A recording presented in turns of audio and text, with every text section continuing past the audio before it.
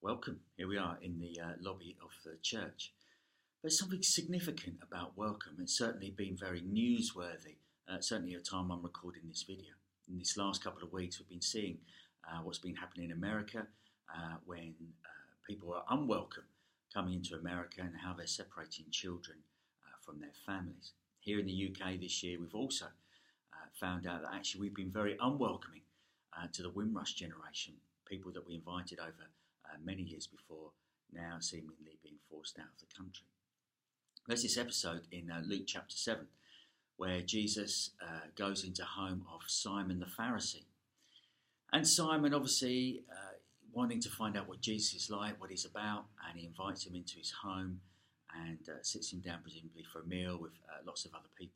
Then suddenly a sinful woman, the Bible calls her, perhaps a prostitute, comes in and outrageously she cries and she wets Jesus' feet with her tears and she dries them with her hair.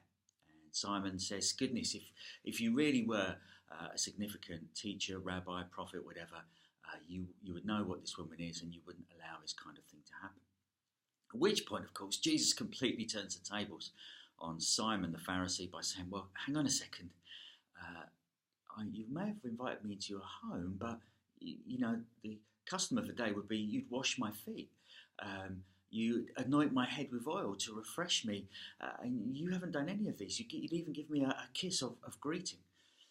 And we find that actually Simon the Pharisee, his welcome is surface only.